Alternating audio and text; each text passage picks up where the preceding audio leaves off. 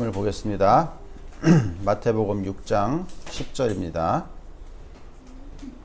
다 같이 한 목소리로 시작.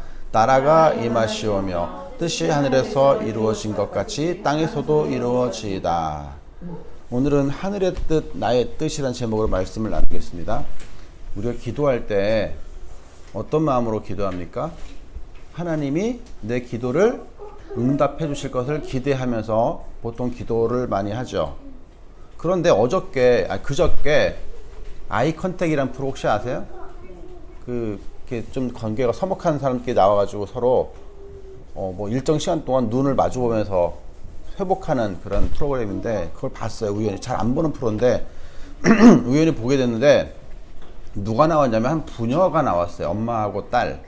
근데 이 엄마 딸이 어떤 관계냐면 엄마가 이 딸아이가 아기 적에 너무 아파서 죽을 병에 걸렸는데 수술을 반드시 해야 되는데 돈이 없는 거예요.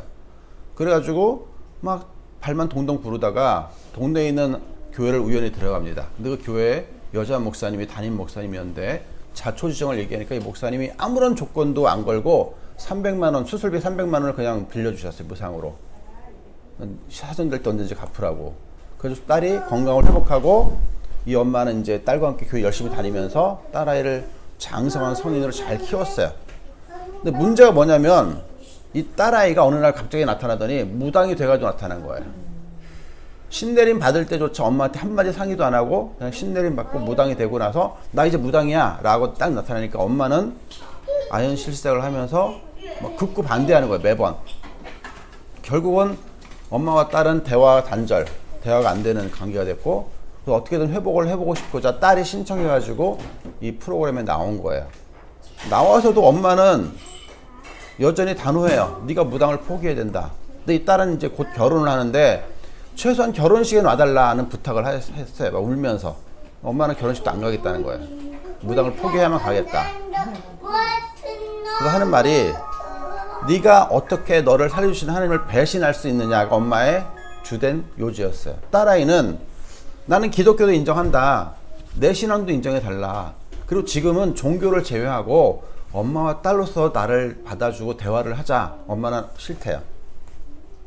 무조건 네 문제는 교회 가서 열심히 기도하면 해결돼.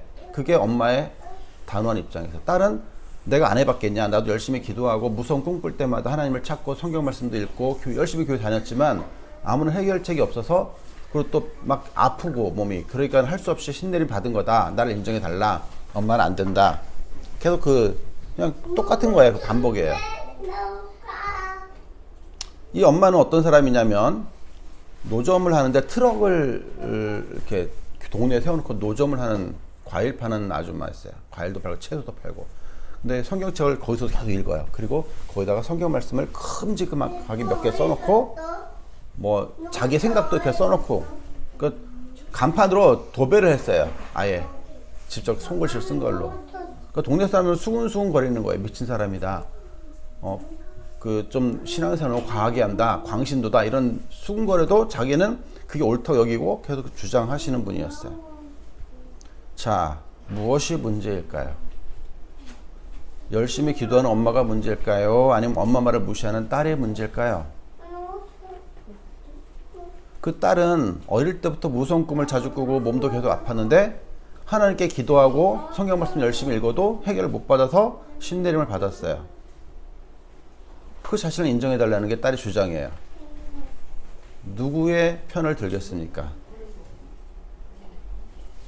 저는 이 모녀의 사연을 보면서 마음이 많이 아팠어요.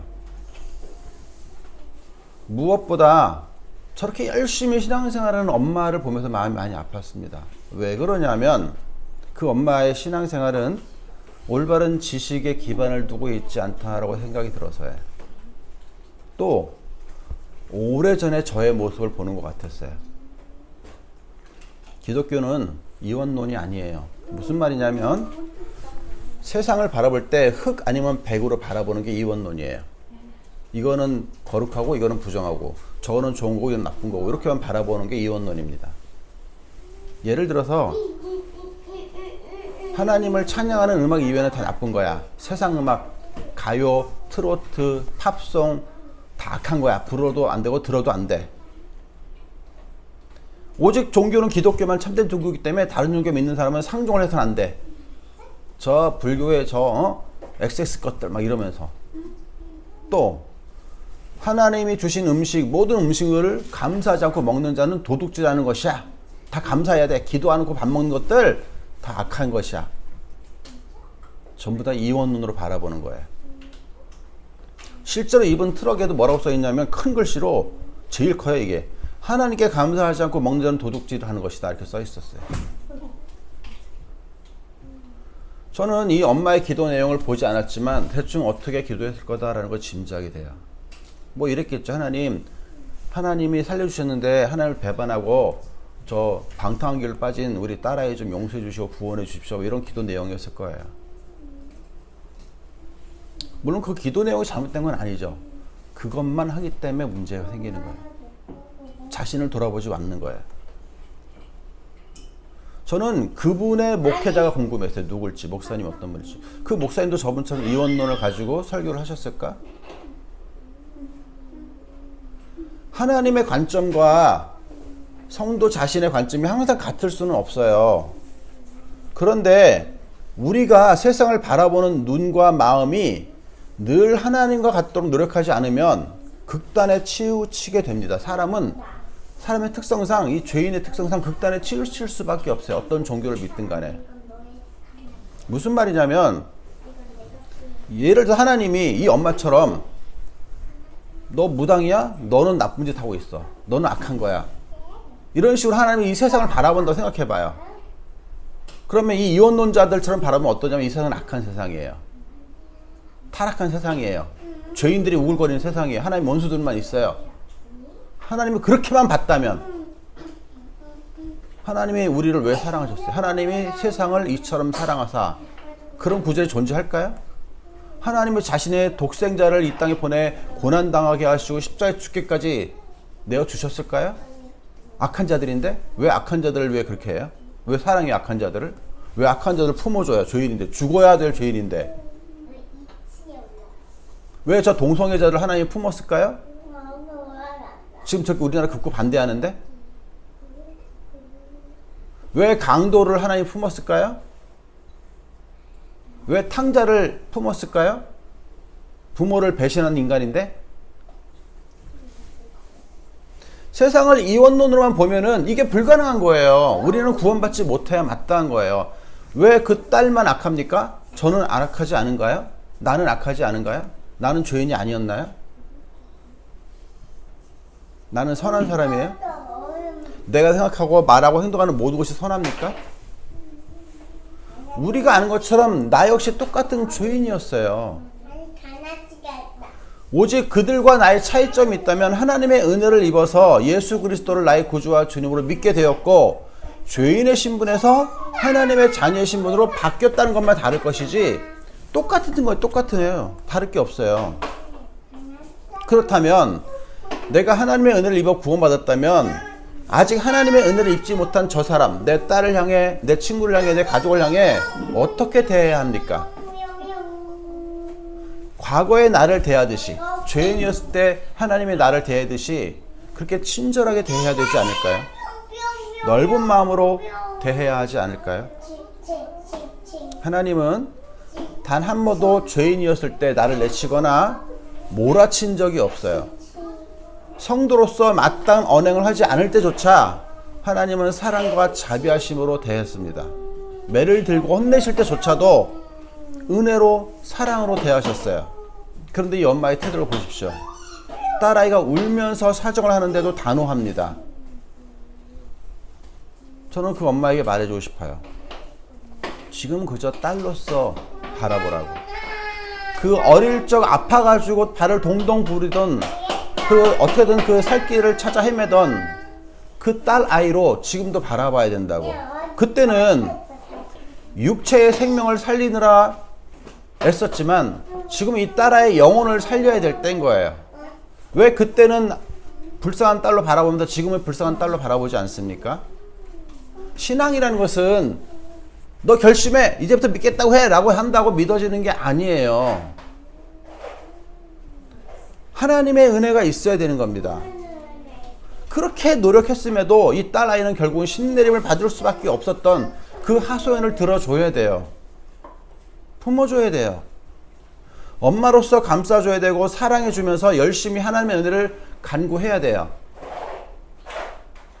오늘 말씀을 보십시오. 뜻이 하늘에서 이루어진 것 같이 땅에서도 이루어지다. 이것을 헬라어 원어로 보면 하나님의 뜻이 하늘에서 또 이루어지고 땅에서도 이루어진다, 그 뜻이에요.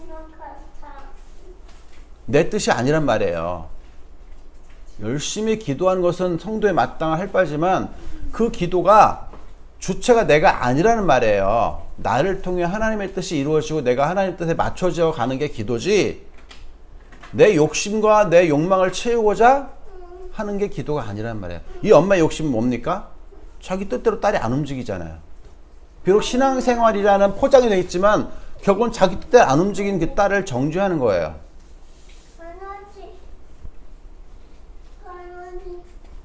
결국엔 하나님의 뜻은 하나님의 사랑과 은혜로 그 자신이 변하고 더 많은 사람을 그 사랑과 은혜로 품어주는 것이 하나님의 뜻입니다. 그래서 그 사람으로 하여금 하나님의 자녀가 되도록 도와주는 거죠. 하나님이 언제 강제로 협박하거나 무섭게 해가지고 하나님을 믿게 하신 적이 있습니까? 만일 그렇다고 생각된다면 그건 하나님이 아니라 사람이 그렇게 한 거죠. 이 엄마처럼 하나님을 믿고 기도하지만 하나님에 대한 지식이 온전하지 못할 때 이렇게 잘못된 방향으로 상대를 대할 수 있다는 거예요. 중세시대의 마녀사냥이 이랬죠. 중세시대의 마녀사냥이 생긴 게 바로 이런 오해 때문에 생긴 거예요. 세상을 이혼 눈으로 바라보는 것은 바른 시각이 아닙니다. 비록 세상이 죄로 오염되고 더러워졌지만 여전히 하나님 보시기에 아름다운 세상이에요. 아름다운 창조물들이에요. 그 피조물들 자신이 잘못해가지고 죄인이 됐나요? 부정하게 됐나요? 아니에요. 사람 때문에 그렇게 된 거예요. 사람 때문에. 그러니 하나님의 창조한 사람이나 다른 피조물을 대할 때는 선한 것, 악한 것도 대하지 마십시오.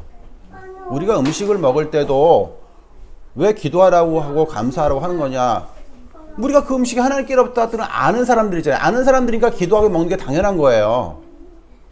근데 기도 안 하고 먹는 사람들 향해서 너 기도 안 하고 먹어 라고 말하는 것은 그 사람의 신앙을 강요하는 거예요. 왜냐하면 하나님을 모르는 사람이 기도를 안 하고 먹잖아요. 하나님을 아는데 기도를 안 하고 먹을 수가 없어요. 그게 뭐 이상한 거예요.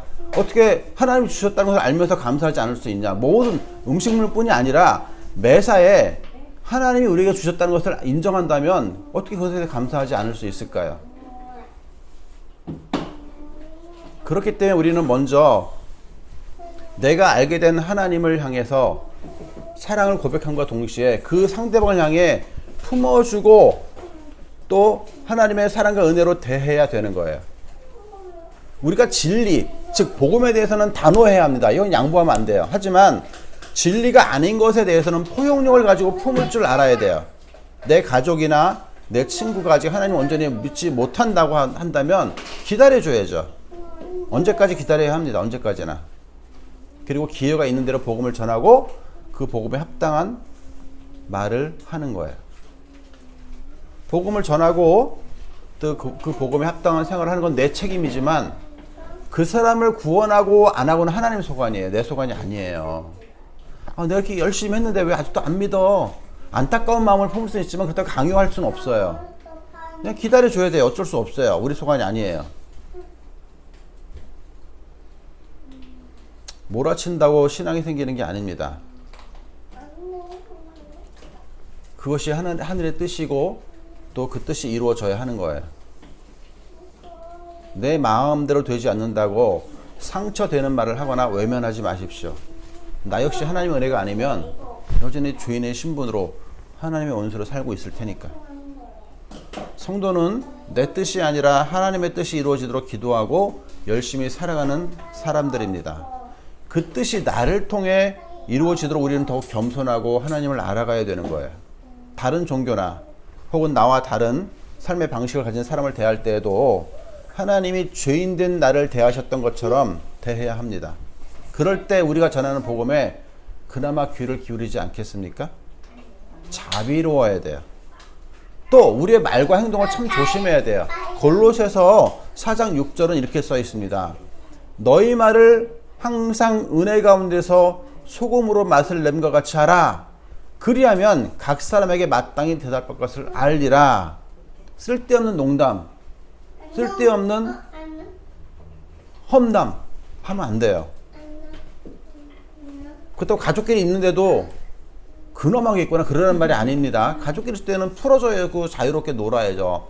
내가 한 농담이 이게 해도 되나 안 되나를 알려면 이 농담을 들은 사람이 상처가 되는가 아닌가를 살펴봐야 되고, 그 농담을 들음으로 인해서 누구라도 불편한 감정이 생기면 안 되는 거예요. 이 말씀을 기억하고 하늘의 뜻이 땅에서도 이루어지는 역사의 현장에 서시기를 우리 주님의 이름으로 축원드립니다. 아멘.